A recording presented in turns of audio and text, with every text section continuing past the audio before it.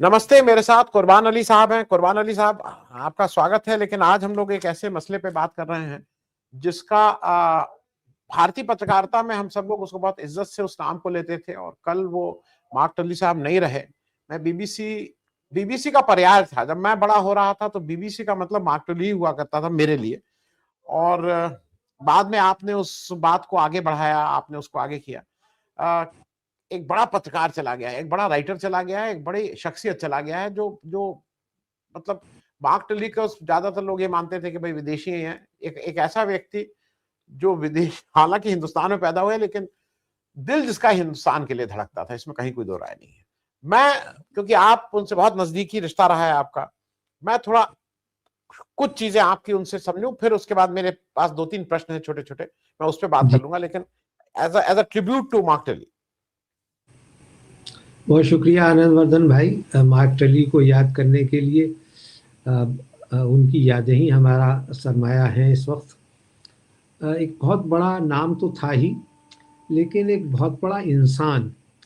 देखिए, नाम लोग बड़े हो जाते हैं, लेकिन इंसानियत जो ज़मीन पर रहे और जिसके अंदर एक आम आदमी के लिए प्यार हो और हिंदुस्तान की ज़मीन से प्यार करता हो, वो नाम विलियम मार्क टली है। आपने सही कहा कि वो पैदा यहीं हुए थे ब्रिटिश इंडिया में, लेकिन जब उनके पेरेंट्स चले गए तो उनको भी जाना पड़ा। उनकी तालीम तरबियत इंग्लैंड में हुई, लंदन में हुई।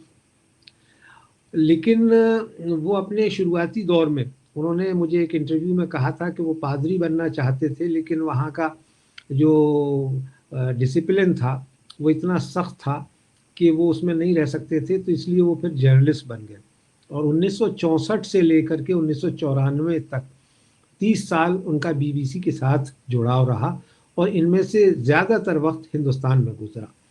पहले वो बीबीसी हिंदी सर्विस के हेड हुए लंदन में, और 1971 में जब ये बांग्लादेश को लेकर के भारत पाक युद्ध शुरू हुआ, तो उस वक्त वो यहाँ ब्यूरो चीफ बन के आए। और उसके बाद वो, जैसा आपने कहा कि बीबीसी का पर्याय बन गए थे, वो हाउस होल्ड नेम थे। भारतीय उपमहाद्वीप में जो इंडियन सब कॉन्टिनेंट है, पाकिस्तान, बांग्लादेश और हिंदुस्तान, उसमें घर घर में उनका नाम जाना जाता था। और उसकी वजह ये थी कि एक तो हालात के मतलब बीबीसी की एक मोनोपोली थी, और दूसरा ये कि सब लोग जानते थे, और हमारा अपना भी जो सरकारी मीडिया था उस पर कभी किसी को यकीन नहीं होता था। उदाहरण के तौर पे इंदिरा गांधी की जब हत्या हुई तो उनके पुत्र राजीव गांधी बंगाल में थे, और उन्होंने बीबीसी को ट्यून इन करके पहले मैं इस पे सुनूं कि क्या खबर सही है या नहीं। वो फोटो भी मार्क टली और सतीश जैकब की किताब अमृतसर में प्रकाशित हुआ है। और दूसरी चीज़ कि किस तरह से पर्याय थे। हमारे ईस्टर्न सर्विस के एक डिप्टी हेड होते थे डेविड पेज, मार्क के बड़े दोस्त थे। उन्होंने दिल्ली ऑफिस का नक्शा खींचा कि साहब, यहाँ निज़ामुद्दीन औलिया की दरगाह के पास एक घर है, हुमायूं के मकबरे से मिला हुआ। वहाँ बाहर कुछ टैक्सी ड्राइवर धूप सेकते रहते हैं, और उसके पीछे ही एक जो नेम प्लेट लगी हुई है जिस पे लिखा हुआ है मार्क टली। उसी से फिर खुलासा हो जाता है कि ये बीबीसी का दफ्तर है। और दूसरी चीज़ ये कि उन्होंने कहा कि साहब, मैं जहाँ भी जाता हूँ उससे लोग कहते हैं कि साहब बीबीसी का जो संवाददाता है मार्क टली, वो बिल्कुल 100% सही खबरें देता है, कमाल का आदमी है। तो वो सिनोनिमन बन गया, पर्याय बन गया भारत में। मेरी तो उनसे बहुत ताल्लुक़ था 85 ऑनवर्ड्स, लगभग 40 बरस का।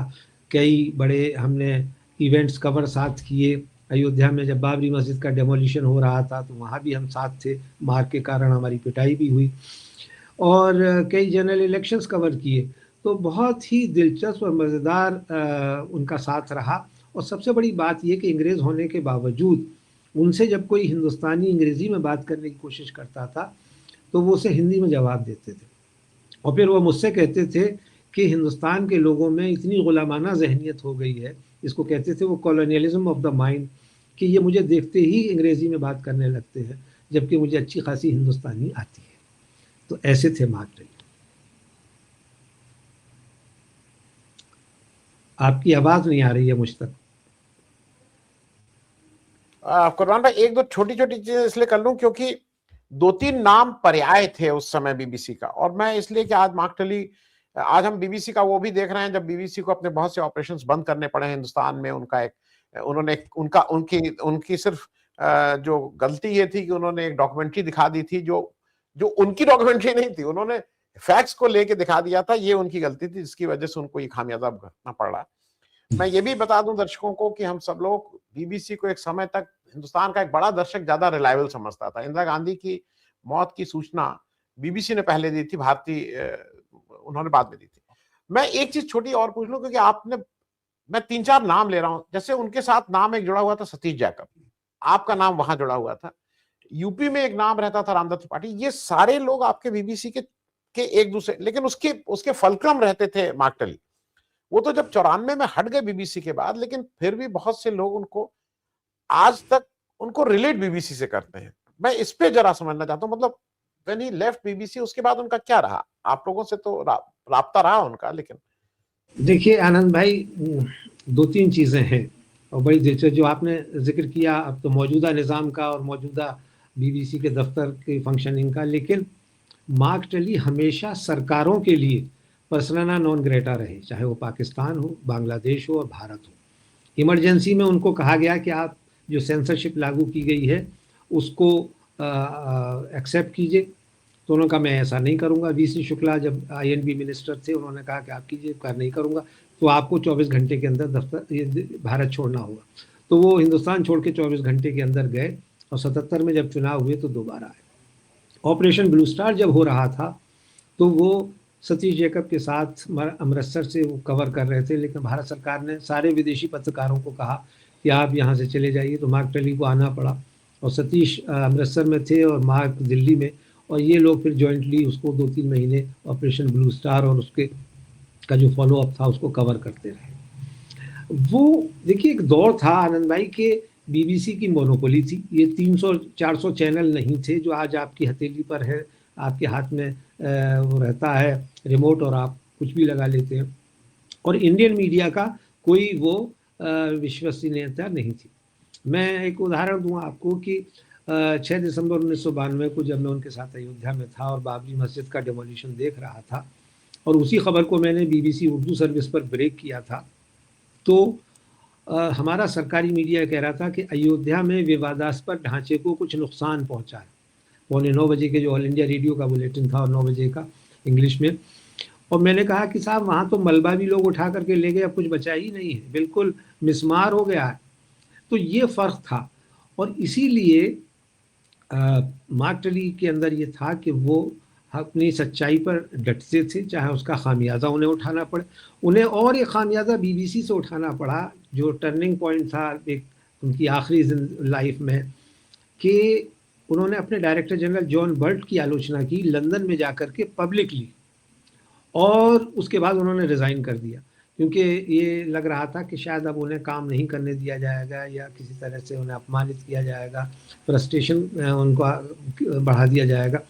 लेकिन उन्होंने कॉम्प्रोमाइज़ नहीं किया, बड़े ठाट के साथ बीबीसी से रिज़ाइन करने के बाद वो यहीं दिल्ली में रहे, मकान ख़रीद के रहे। उन्हें भारत सरकार से पद्मश्री और पद्म भूषण भी मिला और उन्होंने 10 से ज़्यादा किताबें लिखी जिसको पढ़ने से लगता है कि वो भारत से अगाध प्रेम करते थे। जी जी, मैं कुरबान भाई एक चीज बुक पे आऊं उससे पहले, ये इनको नाइटहुड भी मिल गया था, तो ये जी मैं हाँ। इस पे इसलिए समझना चाह रहा हूं कि क्या जितनी रिस्पेक्ट, जितना मतलब ठीक है सरकार के लिए पर्सन नॉन ग्राटा, लेकिन उनका जो दर्शक था और उनका जो श्रोता था उसके लिए वो हरदम एक बहुत हाई स्टैंडर्ड ऑफ जर्नलिज्म, और उनको ये जब नाइटहुड मिला तो ये इसका मतलब इंग्लैंड में भी वो इज्जत थी, क्योंकि ये तो इंग्लैंड अपने अपने चश्मे से देख के देगा। वो क्या है जरा उस पर मुझे थोड़ा समझना चाह रहा नहीं, वो उनको एज ए ब्रॉडकास्टर कि उनकी जो इमेज थी ना, वो मतलब किसी ब्रिटिश पॉलिटिशियन को भी हिंदुस्तान में इतना नहीं जाना गया। 2-4 प्रधानमंत्रियों के नाम लोगों को याद होंगे, लेकिन किसी ब्रिटेन के नेता का नाम लें, किसी बड़े अधिकारी का नाम लें रानी के अलावा, तो कोई नाम जहन में नहीं आता था। और मार्क टली यहाँ सब कॉन्टिनेंट में, क्योंकि वो साउथ एशिया में बीबीसी के ब्यूरो चीफ थे और 20 साल से ज़्यादा वक्त उन्होंने गुजारा और ऐसी खबरें दी कि यहाँ की सरकारों को पसंद ना आती हो, लेकिन यहाँ के लोगों को पसंद आती थी। और लोगों में जो उनका प्यार था। एक उदाहरण के तौर पे सतीश जैकब, एक इयान जैक संडे टाइम्स के रिपोर्टर थे, उनके साथ पंजाब में ट्रैवल कर रहे थे। तो लोगों ने आके पूछा कि क्या ये मार्क टली हैं, गोरा देखते हुए। तो सतीश ने कहा कि नहीं, मार्क टली तो नहीं है, लेकिन उन्हीं की टक्कर के हैं। तो उसके बाद डेविड पेज ने लिखा है कि उन लोगों के चेहरे पे ऐसा भाव था जैसे कोई सस्ती चीज दिखा करके ठगा गया हो। तो ये इमेज थी मार्क टली की, और जाहिर है कि उनका जो जर्नलिज्म था। अच्छा, कभी आज तो आप देखिए कि भारत में हमारे बहुत सारे दोस्त मित्र, बहुत नज़दीकी लोग भी जब एक बार इस्टेब्लिश पत्रकार हो जाते हैं तो खूब सरकार से फ़ायदा उठाते हैं, सरकारी सेवाओं का फ़ायदा उठाते हैं। लेकिन मार्क टली ने कभी भी किसी की सिफारिश की हो, कुछ किया हो।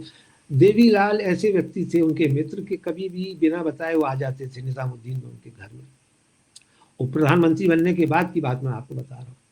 और उसके पहले मार्क टली के एक मित्र थे संत बख्श सिंह, जो वीपी सिंह के भाई थे। तो वो मुझे मार्क टली ने कहा कि मैंने सिर्फ एक बार एक काम किया कि संत बख्श चुनाव लड़ना चाहते थे, वीपी सिंह टिकट नहीं दे रहे थे, तो मैंने देवीलाल के माध्यम से उनकी सिफारिश की। लेकिन देवीलाल ने आके हाथ जोड़ के कहा कि उसका भाई जो है उसको टिकट नहीं देना चाहता है, इसलिए मैं माफ़ी चाहता हूँ मार्क, मैं तुम्हारी मदद नहीं कर। सिर्फ एक ही एग्जाम्पल ऐसा मिलता है, वरना कोई ये नहीं कह सकता कि मार्क टली ने सरकार से कोई मदद ली हो, कोई मकान लिया हो, कहीं कुछ और फ़ायदा उठाया हो। और जो बेसिक प्रिंसिपल, जो धर्म है जर्नलिज्म का, उसको किया। और वो भी जो बीबीसी की गाइडलाइंस थी कि कोई भी खबर बिना पुष्टि के नहीं देना है, कोई भी खबर ऐसी नहीं जिससे दंगा फसाद हो, कोई भी खबर ऐसी नहीं कि जिससे लोगों के बीच में कोई नफ़रत पैदा हो और मानवता का नुकसान हो, ये उन्होंने कभी नहीं किया। और यही बात हमेशा उन्होंने हमको भी बताई और समझाई, और उसी को हमने पकड़ा कि खबर की पुष्टि होनी चाहिए, खबर के से कोई ऐसा नहीं होना चाहिए कि कोई बायस है इसमें, कोई मैलिस है, या किसी को कोई फ़ायदा होने वाला है। ऑब्जेक्टिवली चीज़ों को रिपोर्ट करना, ये कहने में तो वो सुनने में आता है, लेकिन लोग इसको अमलन उसूली तौर पर नहीं लागू कर पाते हैं। मार्क टली ने वो सब किया, और इसीलिए कि ब्रिटेन की सरकार ने भी और यहाँ की सरकारों ने भी उन्हें नवाजा, और साथ ही साथ उनकी जो रिपोर्टिंग थी उसको नापसंद किया गया और सरकार से निकाला भी गया। और अयोध्या की जो घटना हुई उस पे बीजेपी की पूरी पार्टी उनसे जितनी नाराज़ थी उसका अंदाज़ा हमें है। और कई बार जो बड़े नेता थे, चाहे वडवानी हो, चाहे के आर मलकानी हो, दूसरे लोग हों, उससे उनकी बात हुई और उनका कि आप हमें बता दीजिए। ख़ास 5 दिसंबर को बीबीसी का पुराना कोई फुटेज था 90 का, वो दिखा दिया गया, और उसको लेकर के ऐसा लगा कि शायद ये वहाँ हिंसा हो रही है। उसको लेकर के बड़ा एतराज़ बीजेपी आरएसएस के लोगों ने किया, लेकिन उन्होंने कहा कि भाई ये मेरा नहीं है, और ये पुराना फुटेज था, वो दिखाया गया है मेरी खबर के साथ में, लेकिन मेरा जो खबर है वो ये है, डिस्पैच जो मैंने भेजा है, और आप देख लीजिए, अगर कहीं कोई मैं जिम्मेदार हूँ तो मैं उसके लिए जो सज़ा आप तय करें मैं भुगतने के लिए तैयार हूँ। तो ये अंदाज था उनका। जी जी, क्योंकि आपने एक नाम कर दिया, और वो थोड़ा हम हालांकि उस पर आज बात नहीं, उन्होंने संत बख्श सिंह की, और ये बात किसी और दिन करेंगे जरूर आपसे। जी मैं उस किताब का नाम बोल रहा हूँ मार्क टली की, जहां पे उन्होंने संत बख्श सिंह को कैसे इंदिरा गांधी उनसे बुला के फॉरेन अफेयर्स के मामलों में राय मशवरा करती थी, और कैसे वीपी सिंह ने अपने बड़े भाई का टिकट कटवाया था, ये उन्होंने जी बिल्कुल मतलब बिना उसके किसी उसके लिखा है। और ये कुछ चीजें ऐसी हैं, वीपी सिंह अब भाई बहुत बड़े नेता माने जाते हैं इस देश में, उनका एक जी बड़ा एक लोग है कि भाई बैकवर्ड पॉलिटिक्स को उन्होंने मंडल को बड़ा किया। लेकिन जी किसी व्यक्ति का वो बताने के लिए मार्क टली का था। मैं अंतिम चीज पूछ के खत्म कर रहे हैं। एक बड़ा और चीज था जो मार्क का आपको शायद ज्यादा पता हो, जब जुल्फिकार अली भुट्टो की को फांसी दे दी गई, उसके बाद उनके लड़के मुर्तजा भुट्टो भारत बहुत बार आए थे, और उस समय के इनके कुछ इंटरव्यूज थे, कुछ वो थे, इंदिरा गांधी से वो मिलना चाहते थे, और जैसा कहा जाता था वो कुछ कुछ चाहते थे कि भारत करे।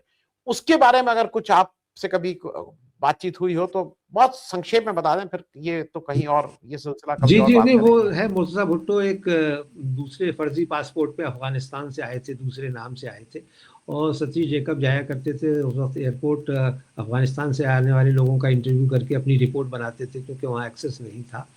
और वो यहाँ ओबराय होटल में आके ठहरे, और फिर सतीश ने मार्क से भी मिलवाया, और फिर वो जनता पार्टी का ज़माना था, तो उस वक्त इंदिरा गांधी से भी उनकी मुलाकात कराई। ये बात बिल्कुल सही है, इसमें कोई ऐसी बात नहीं है, इसका ज़िक्र मार्क टली ने कहा था। और जब भुट्टो को फांसी हुई है, ये खबर भी, ये बड़ा स्कूप आज ही सईद नकवी ने अपने एक आर्टिकल में लिखा है कि मैं भी बराबर के कमरे में ठहरा हुआ था और मुझे मार्क ने भनक नहीं लगने दी, और जब मैंने सही मार्क से कहा कि तुमने मुझे बताया नहीं, तो मार्क टली ने कहा कि I am loyal to my organisation for which I am working, तो मैं आपको नहीं बता सकता था। और एक प्रोफेशनल उसकी जिम्मेदारी का भी उन्होंने एक एग्जाम्पल पेश किया, और दोस्ती अपनी जगह लेकिन काम प्रोफेशन अपनी जगह, ये बीबीसी के स्टैंडर्ड्स मार्क टली ने बनाए थे। जी कुर्बान भाई, बस चलते चलते, आपका तो शायद एक जाती नुकसान भी एक तरह से है, लेकिन इस देश ने और इस पत्रकारिता ने एक बड़े मापदंड को, एक बड़े बड़े स्टैंडर्ड को आज खोया है। ईश्वर और अल्लाह जो मानता हो, ऊपर वाला भाई उनको ठीक बख्शे। मैं बस आनंद भाई अभी जा रहा हूँ फौरन, अभी आधे घंटे बाद उनका क्रेमेशन होना है लोधीगोट रोड पर इलेक्ट्रिक क्रेमेटोरियम में। उन्होंने ये वसीयत की थी कि वो ईसाई होने के बावजूद उनको जलाया जाए, तो अभी हम उनके अंतिम संस्कार के लिए जा रहे हैं। परमपिता परमात्मा से यही दुआ है कि उनको शांति दे। और मार्क टली बहुत मुश्किल से सदियों में पैदा होते हैं, शायद अब कोई दूसरा मार्क टली पैदा ना हो पाए। एक शेर है कि गुजर तो जाएगी तेरे बगैर भी है दोस्त, बड़ी उदास बड़ी बेकरार गुजरेगी। इसी याद के साथ मैं मार्क टली को अपना प्रणाम करता हूँ। धन्यवाद। बहुत बहुत शुक्रिया। थैंक यू कुर्बान भाई।